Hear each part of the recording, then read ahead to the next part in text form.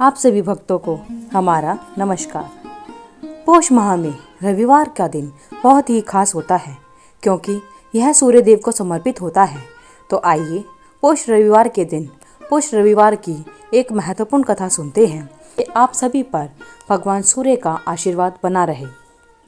एक साहूकार था, उसके कोई संतान नहीं थी। एक दिन सवेरे वो बाहर गया और देखा कि एक किसान खेत में दाना डालने जा रहा था। साहूकार मिलते ही वो वापस लौट गया और बोलता गया, आज तो शगुन अच्छा नहीं हुआ। साहूकार ने सुना तो उसका मुंह उतर गया। उसकी पत्नी ने पूछा, आज क्या बात है? साहूकार ने सारी बात बताई। पत्नी बोली, आज चिड़िया भी आई थी और वो बोली, संतान तो है नहीं तो दाना कहाँ से मिलेगा? और इतना कहकर वहाँ से उड़ गई। साहूकार को क्रोध आया। उसी दिन से वो सूरज भगवान की आराधना करने लगा। 12 वर्ष बीते। साहूकार ने सूर्य भगवान से कहा कि अगर आप भक्त की पुकार नहीं सुनोगे तो कोई आपको नहीं मानेगा। तो भगवान को दया आई, प्रकट हुए और बोले, साहूकार, तेरे नसीब में संतान नहीं है, पर मेरे आशीर्वाद से तुझे एक कन्या होगी। वो हंसेगी तो हीरे मोती बिखरेंगे। उसने घर आकर पत्नी को भी यही बात बताई। 9वें महीने एक कन्या ने उनके घर पर जन्म लिया। नायन नहलाने आती, वो हंसती मुस्कुराती तो हीरे मोती गिरते। उनको वो नायन लेके चली जाती। 1.25 महीना बीता। साहूकार की पत्नी नायन से बोली, अब मैं नहला दूंगी तो अब तुम मत आना। उसके बाद अब साहूकार की पत्नी उस छोटी सी कन्या को नहलाने लगी। बच्ची हंसे तो हीरे गिरे, मोती गिरे। अब वो समझ गई कि नायन ने खूब हीरे मोती इकट्ठे कर लिए।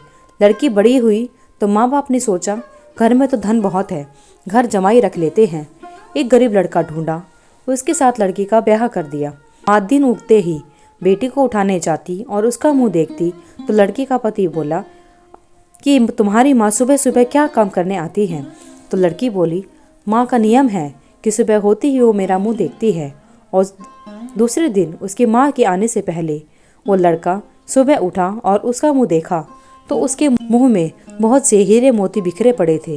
वो समझ गया कि इसकी सासू माँ इसका मुंह पहले ही क्यों देख लेती है। थोड़ी देर बाद लड़की की माँ आई तो हीरे मोती नहीं मिले। माँ समझ गई कि जमाई को पता चल गया है। माँ के मन में कपट आया। उसने एक आदमी को जमाई की हत्या करने के लिए भेजा। आदमी ने जमाई का सिर काट दिया और उसका सिर लाके सासू माँ को दे दिया।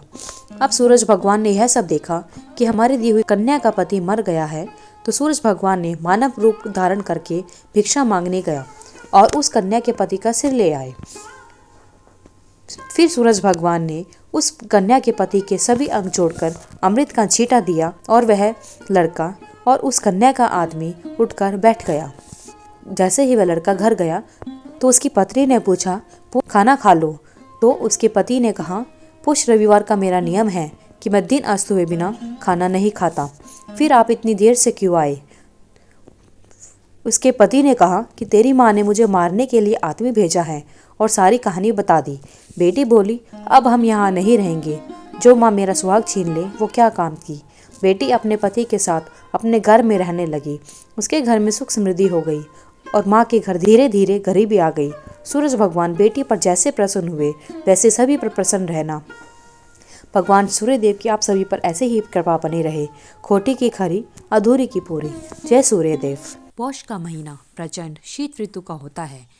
इस महीने सूर्य की उपासना वह भी विशेषकर रविवार को करने से उपासक का तन और मन और भाव तीनों की शुद्धता हो जाती है। पौष माह के रविवार को कैसे पूजन किया जाता है? पौष के रविवार को सूर्य की उपासना के लिए सूर्योदय से पहले जागना चाहिए। स्नान एवं वंदन के बाद तांबे के कलश अथवा किसी भी धातु के पात्र में जल भरकर उसमें रोली, अक्षत और लाल रंग के फूलों को डालकर इस प्रकार अर्घ देना चाहिए कि जल की धारा के बीच से उगते हुए सूरज का दर्शन हो सके। दिन भर व्रत रखकर शाम के समय बिना नमक का भोजन करना चाहिए।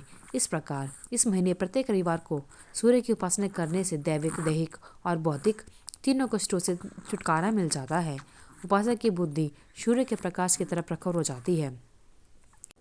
अगर आपको ये वीडियो अच्छी लगी तो हमारे वीडियो को लाइक करें, चैनल को सब्सक्राइब करें। धन्यवाद।